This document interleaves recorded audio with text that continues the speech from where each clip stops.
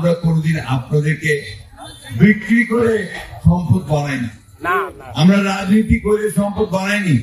আমরা আমাদের বাড়ি ঘর বাপ দাদার যাওয়া জমি জমা বিক্রি করে রাজনীতি করি। এটা স্বীকার করেন তো নাকি?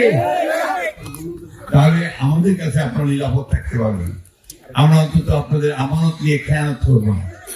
ঠিক আছে ভাই, আমি বক্তব্য বেশি রাখবো না, আপনাদের কাছে আমার বক্তব্য বেশি রাখার দরকার নাই।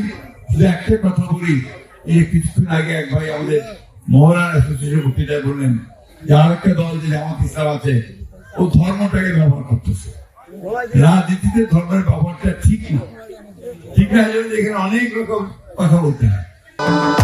ভবিষ্যৎ হোক নিরাপদ, বিনিয়োগ হোক বিশ্বস্ত, আর আমার পছন্দ সল্ট বে। ওয়েলকাম টু সল্ট বে।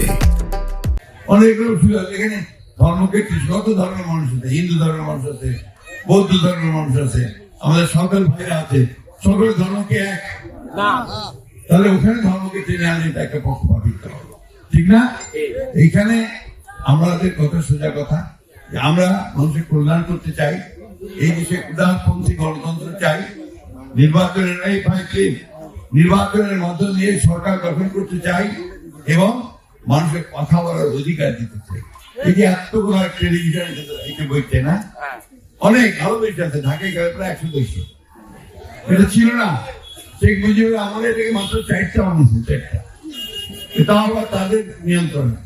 আর শেখ হাসিনার আমলে ছিল কিন্তু কাটা কেউ ব্যাপার, কেউ কথা বলতে পারছে না, কিছু বলেই ধরে নিয়ে গিয়ে দেবেন।